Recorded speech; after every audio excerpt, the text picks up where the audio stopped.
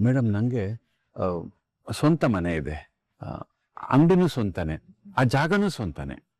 ಜೊತೆಗೆ ನಾನು ಮಕ್ಕಳಿಗೆ ಒಂದಷ್ಟು ದುಡ್ಡನ್ನ ಡೆಪಾಸಿಟ್ ಅಂತ ಇಟ್ಟಿದ್ದೀನಿ.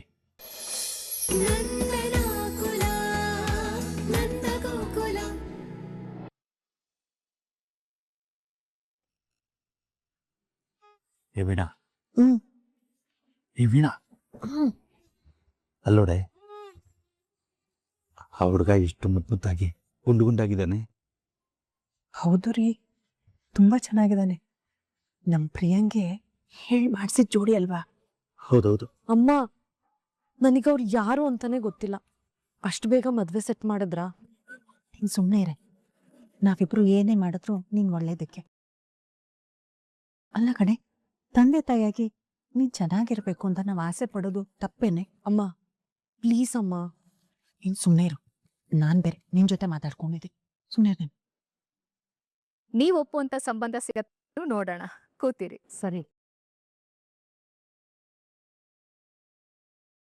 ಈಗ ವೇದಿಕೆ ಮೇಲೆ ಸ್ವಾಗತಿಸೋಣ ಟೋಕನ್ ನಂಬರ್ 12 ನಂದಕುಮಾರ್ ಕುಟುಂಬದವರನ್ನ. ಏ ಮಾವ, ಹೋಗಿ ಬೇಗ. ಹೋಗೋಣ ರೀ. ಬಾ ಗಿರಿಜ, ಮದುವೆ ಬಾ.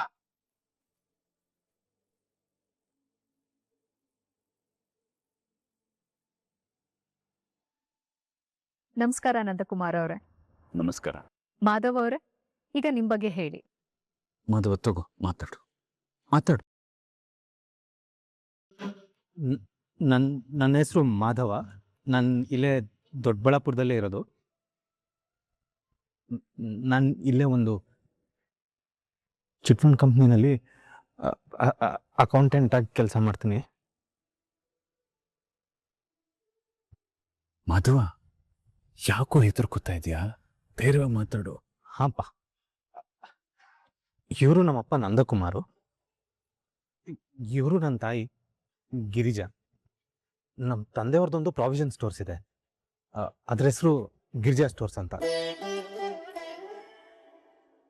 ಅಪ್ಪ ತುಂಬ ಕಷ್ಟಪಟ್ಟು ದುಡಿತಾರೆ, ನಮಗೂ ಅದನ್ನೇ ಹೇಳ್ಕೊಟ್ಟಿದ್ದಾರೆ. ಆಮೇಲೆ ಅದು ಮದುವೆ ಕೂಡ ನಾನೇ ಮಾತಾಡ್ತೀನಿ.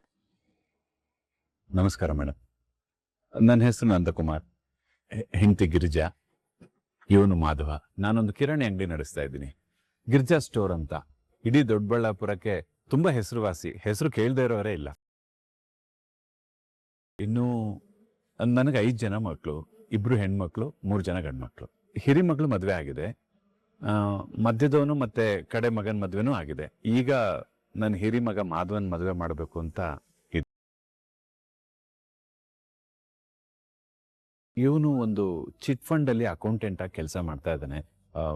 ಎಲ್ಲ ಕಳೆದು ತಿಂಗಳಿಗೆ 31,500 ರೂಪಾಯಿ ಬರುತ್ತೆ ಸಂಬಳ. ಇವನ್ ಬಗ್ಗೆ ಹೇಳಬೇಕು ಅಂದ್ರೆ ತುಂಬಾ ಮಗು ಅಂತ ಸ್ವಭಾವದವನು. ನನ್ನ ಮಗ ಅಂತ ನಾ ಹೇಳ್ತಾ ಇಲ್ಲ, ತುಂಬಾ ಪರಿಶುದ್ಧ ಮನಸ್ಸಿ ಒಂದು. ಒಬ್ರಿಗೂ ಇವನು ಗಟ್ಟಿ ಧ್ವನಿಯಿಂದ ಮಾತಾಡಿದ್ದೇ ಇಲ್ಲ. ತಾನಾಯ್ತು ತನ್ನ ಪಾಡಾಯ್ತು ಅಂತ ಕೆಲಸ ಮಾಡ್ಕೊಂಡಿರ್ತಾನೆ.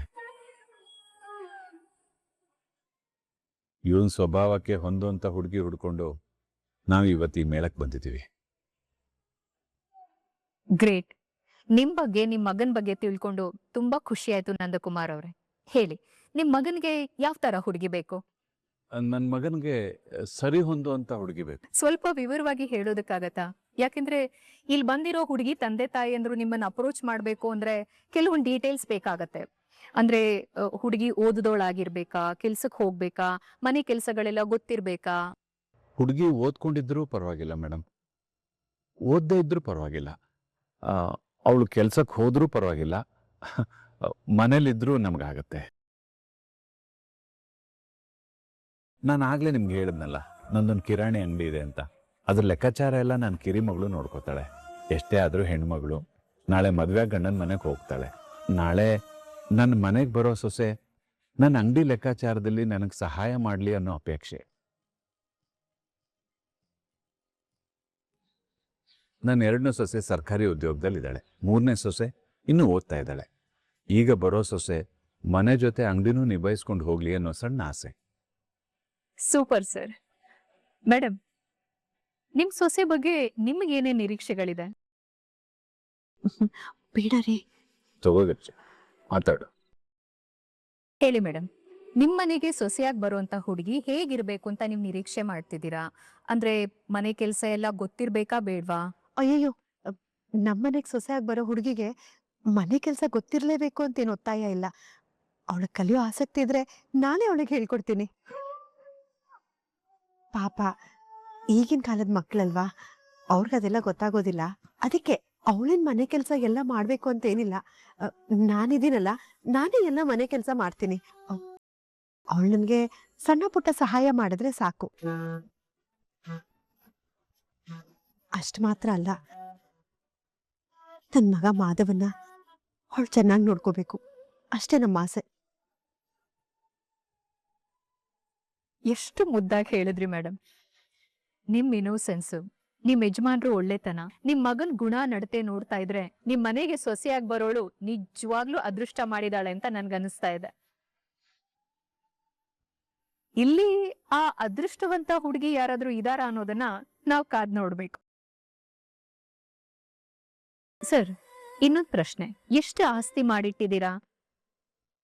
ಅಂದ್ರೆ ನಿಮ್ ಮನೆಗೆ ಹೆಣ್ ಕೊಡೋ ತಂದೆ ತಾಯಿಗಳ ಮನ್ಸಲ್ಲಿ ಒಂದ್ ಪ್ರಶ್ನೆ ಇರತ್ತೆ ಅಲ್ವಾ, ಎಷ್ಟು ಆಸ್ತಿ ಪಾಸ್ತಿ ಇದೆ ಅಂತ. ಇದಕ್ಕೆ ನಿಮ್ ಉತ್ತರ ಏನು? ಮೇಡಮ್, ನನಗೆ ಸ್ವಂತ ಮನೆ ಇದೆ, ಅಂಗಡಿನೂ ಸ್ವಂತನೇ, ಆ ಜಾಗನೂ ಸ್ವಂತನೇ.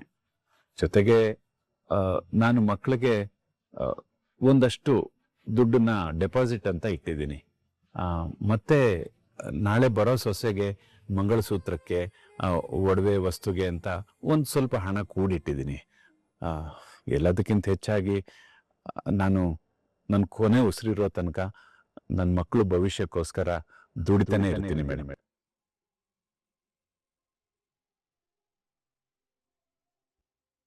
Wow, really great sir.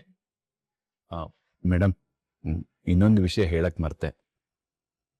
ನಮ್ಮ ಮನೆಗೆ ಬರೋ ಹುಡುಗಿ ಕೂಡು ಕುಟುಂಬದಿಂದ ಬಂದಿದ್ರೆ ತುಂಬಾ ಒಳ್ಳೇದು ಮೇಡಮ್.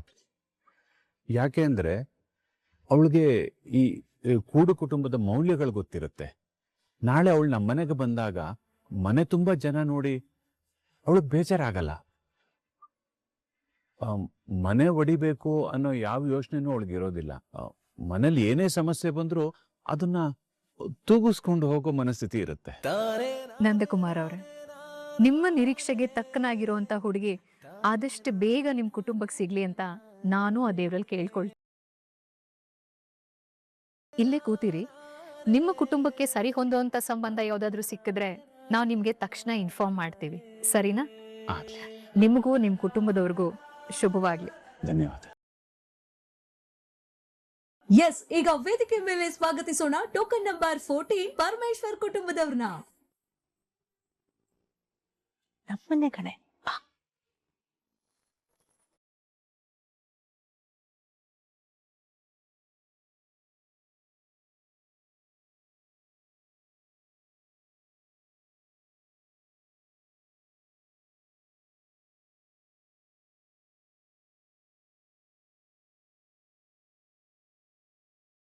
ಈ ಮದುವೆ ಮೇಳಕ್ಕೆ ನಿಮ್ 3 ಜನಕ್ಕೆ ಹೃತ್ಪೂರ್ವಕ ಸ್ವಾಗತ. ಹೇಳಿ, ನಿಮಗೆ ಯಾವ ತರ ಹುಡುಗ ಬೇಕು? ಅದಕ್ಕಿಂತ ಮೊದಲು ನಿಮ್ ಪರಿಚಯ ಮಾಡ್ಕೊಳ್ಳಿ. ಮಾತಾಡು ಮಗಳೇ.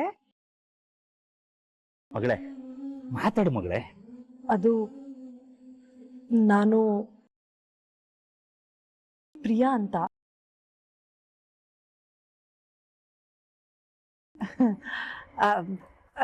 ಕ್ಷಮಿಸ್ಬೇಕು, ನನ್ ಮಗಳಿಗೆ ತುಂಬಾ ನಾಚಿಕೆ ಸ್ವಭಾವ. ಇಲ್ಲಿ ಇಷ್ಟೊಂದ್ ಜನ ಇದ್ದಾರೆ, ಅವಳಗ್ ಮಾತಾಡಕ್ ಆಗಲ್ಲ.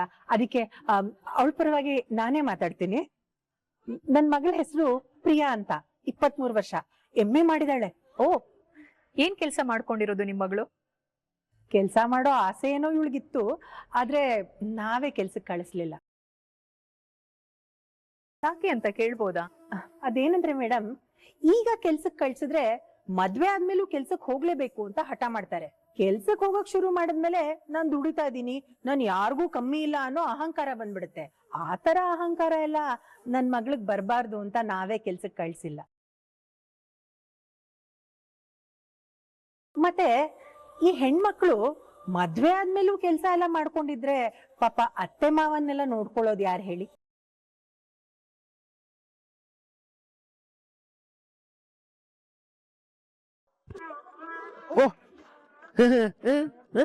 ಅಲ್ವಾ ಮಗ, ಆಗ್ಲಿಂದ ಕರೀತಾ ಇದ್ದೀನಿ, ಯಾಕೋ ಮಾತಾಡ್ತಾ ಇಲ್ಲ? ಯಾಕೋ ನಿಂತಿದ್ಯಾ? ಏನಿಲ್ಲ ಕಣ, ಒಂದು ಜಿರಳೆ ಬಂದಿತ್ತು, ಇವಾಗ ಅದು ಎಲ್ಲಿ ಓಡೋಯ್ತೋ ಗೊತ್ತಿಲ್ಲ, ಅದನ್ನೇ ಹುಡುಕ್ತಾ ಇದೆ. ಬನ್ನಿ ಬನ್ನಿ, ಅಲ್ಲಲ್ಲಿ ಕುತ್ಕೊಂಡು ಮಾತಾಡೋಣ. ಹಾ,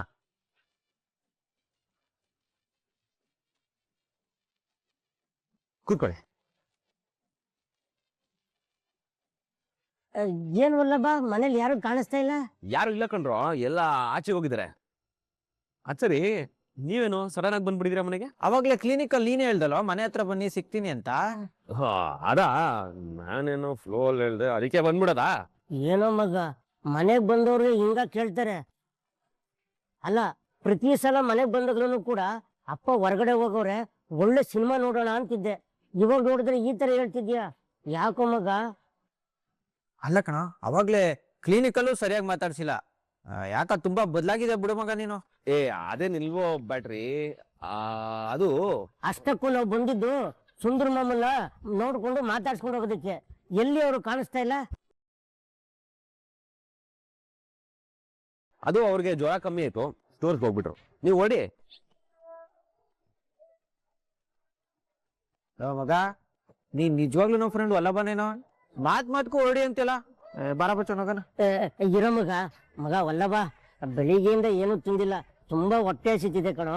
ಮನೆ ತನಕ ಬಂದಿದ್ದೀವಿ, ತಿನ್ನೋದಕ್ಕೆ ಏನಾದ್ರು ಕೊಡೋ. ಬೆಳಿಗ್ಗೆ ತಿಂಡಿನೂ ಮಾಡಿಲ್ಲ ಕಣೋ. ಏನ್ರು ತಿನ್ನೋದು ಕೊಡ್ಲಿ, ಮನೇಲಿ ಬೇರೆ ಯಾರು ಇಲ್ಲ. ಇರಿ, ಅಡಿಗೆ ಮೇಲೆ ಏನಿದೆ ನೋಡ್ಕೊಂಡ್ ಬರ್ತೀನಿ.